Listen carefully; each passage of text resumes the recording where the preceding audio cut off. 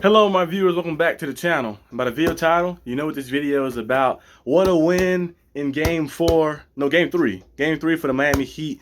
They play amazing basketball, going out there on both ends, and they kind of set the tone in the beginning of the game, really, when they started off, just attacking the rim like that, playing their game like that, playing it smart, and in transition. That's the best way to Heat score, too. We've seen it throughout the season and throughout the regular season, and kind of like over these past few years like that. Our half court offense is not really, superb. It's kind of like, it's all right. Have his moments here and there. We kind of get stale sometimes here and there, like trying to create shots and stuff.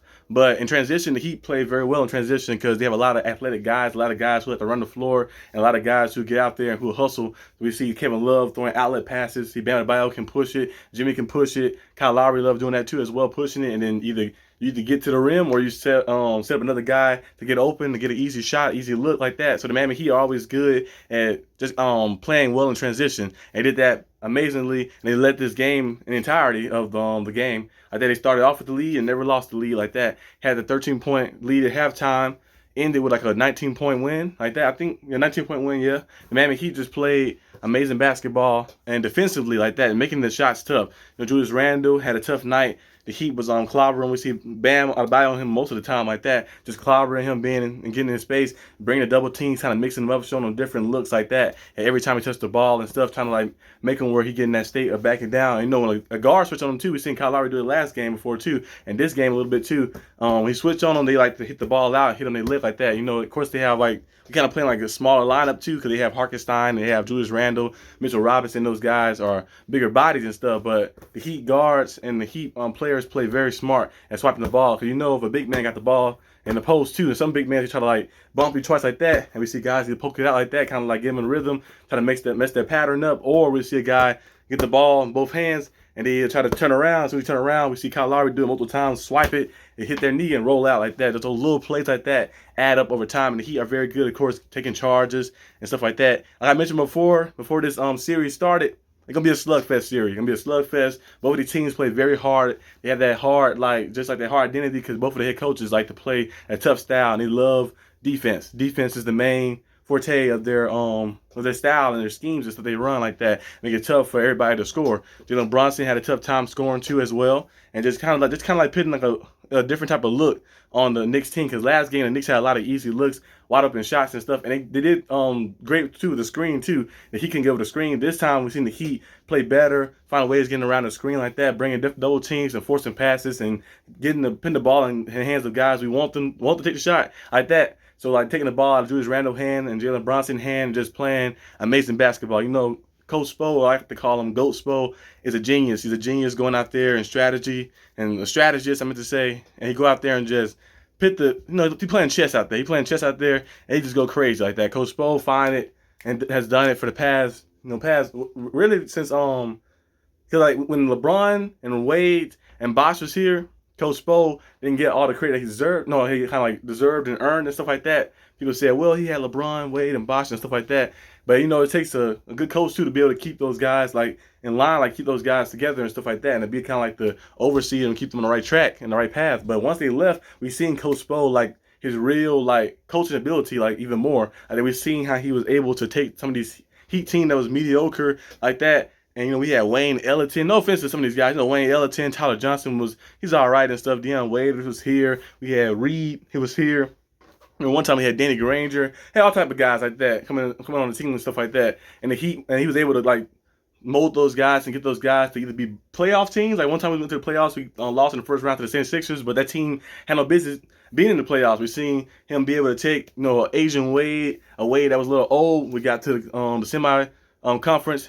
Fell a little short to the Raptors. Remember that one year we played the Raptors and stuff, lost the last game, got blown out. But Coach Spo just showed us ways throughout time and throughout history. Then now when he got a guy like Jimmy Butler, who is, in my opinion, a superstar player like that, a guy you can rely on in clutch situations, a guy who can lead your team and bring that same mentality that you bring as well on the court and on the floor with you. You got a guy in Bam Adebayo who plays amazing defense, who's good on offense too. Had 17 points today. Had, I think, 12 or 13 rebounds, a double-double like that. His 21st double-double, I believe, in the playoffs. So if you have those mixtures of guys like that, and a lot of those guys you buy into, because like the Heat team is basically a team built team. Like Coach Spo is a team builder coach like that. He's a strategist and a team builder coach. He finds guys who are going to buy into the role instead of going out there be like some of those teams trying to like find superstars and do all that stuff like that. Of course, it's cool to have those guys, but they don't fit the role. It's not going to work. And the Heat does a great job of going out there finding guys who are hungry, guys who are going to fight, guys who are going to hustle, and guys who are going to play and go the extra mile like that to try to win the game. So I always love watching the Miami Heat. Ever since I've been a fan since I was a child like that, I just was drawn to the Heat because they're like the underdogs. And well, at one period of time when we had LeBron and we was the underdogs then, but most of the time we've been the underdogs like that, and just kind of like going out there and just proving ourselves right like that, proving all the doubters wrong. And this year we have an opportunity to do that again. If the Heat can win 2 more games, we're taking the game at a time though. The next game is on Monday, but the Heat can win 2 more games. That would be the third final conference appearance. The third conference finals appearance. I said it backwards. The third conference finals appearance in 4 years like that, because we made it in the first year with Jimmy, got to the NBA finals. Second year, got bounced in the first round like that. It was a short off season, but still no excuse. We should have still won a few games like that.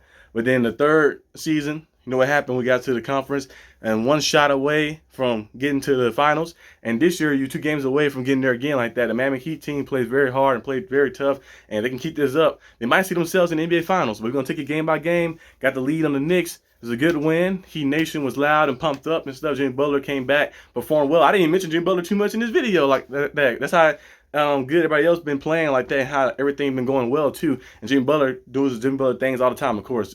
28 points going out there, but not just his offense. You can see the impact that he had defensively, because him being on the court, he's an elite defender as well. So him being out there and being able to guard R.J. Barrett and being able to guard Jalen Brunson, we see him get the block, get some steals and stuff. It's always great to have a guy like that on the court, because he's crafty on offense, and on defense he's crafty and sneaky. He'll do things like that and get some steals, and he'll go out the way and be a great help defender as well too, and a man-to-man defender too. Jimmy can do a lot of different things, so it's always great to have him on the floor, of course. And he looked pretty good like that. I know he was limping a little bit later in the game, but he came back in off the bench and just sidestep, pull up, hit like a little corner jumper. Who was that? Josh Hart. Yeah, he hit on Josh Hart and stuff like that, saying he can't guard me like that. And I don't think anybody so far has been guarding Jimmy too well in this playoffs, but hopefully we can keep this up, momentum going. But that's all I got for this video today, guys. Hope you guys like this video. Leave a like and subscribe, and I'll see you guys next time on the channel. Peace out.